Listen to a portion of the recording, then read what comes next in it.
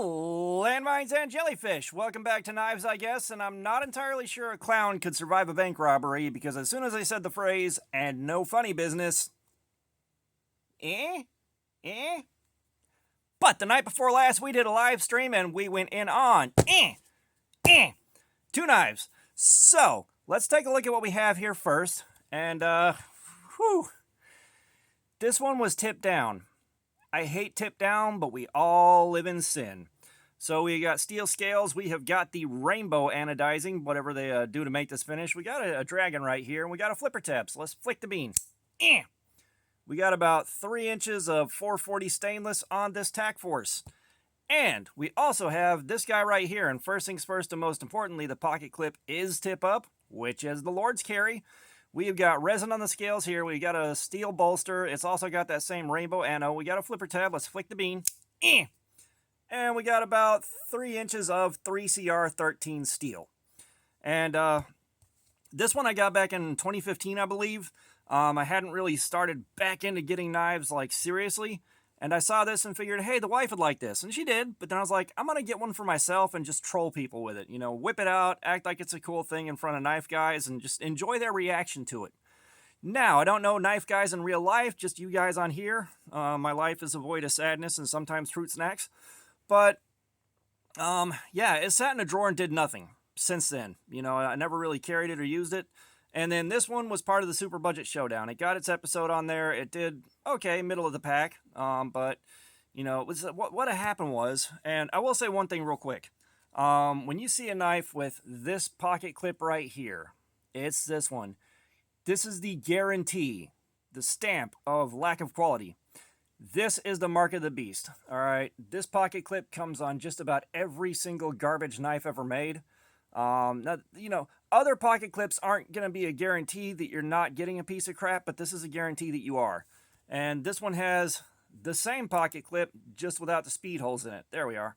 So that's something to keep an eye out for. And, you know, this thing, I pulled it off immediately. And, you know, when I started cutting, we did this one first. So, you know, the D20 of Destiny picked this one out, and we started in on it, and on the factory edge, like, it cut decent on the paper cut and all the fancy stuff. So we started, and it took about, I don't know, 15 minutes or so before the edge really just started crapping out. Like, the factory edge wasn't good. So we got the Kin Onion belt grinder out. We put a nice edge on it, convex edge, got it mirrored out. It's kind of hard to tell here. But, you know, and we went back in, and we ran this thing, and at about the 2-hour mark, I think let's see what our edge looks like, because it was 2 hours in. I haven't sharpened it since then. Yeah, so this part right here where it was making the first contact with the cardboard and doing most of the work, it just wore out. You can kind of see where it cut clean and then it stopped and started tearing here. And really that wear started showing up pretty much immediately.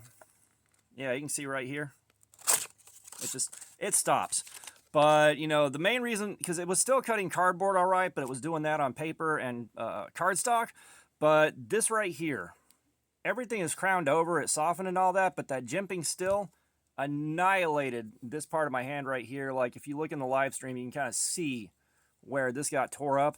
And it was just the skin on top of the callus. It got shredded. It looked god-awful.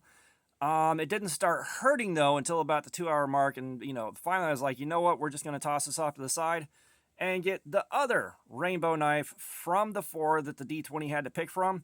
And I figured, you know, 3CR13. This might be fun. So we went in on this one, and this one took an hour.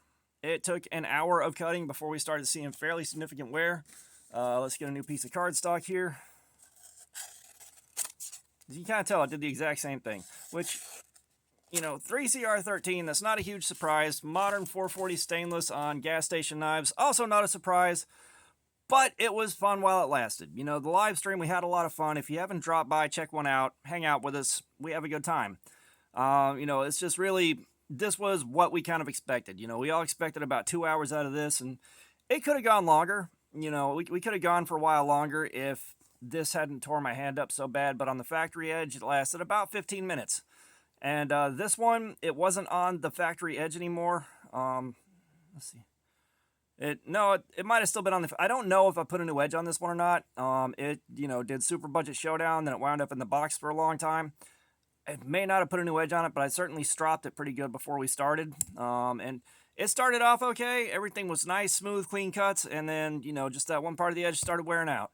So that was an interesting experience. And if you're gonna buy a knife that you're gonna do a lot of heavy, hard push cuts with, or a lot of just chopping cuts, don't get tip down. Every tip down knife that we have had, this pocket clip came off like immediately. 5 minutes in, it's like, nope, that pocket clip's got to go. It made handling that thing so much worse. Like, it is a huge, huge difference. It's part of why I don't like carrying tip down. It's annoying to remove and deploy, and if I got to do any heavier cutting, the pocket clip starts causing lots of irritation right here, damn near immediately.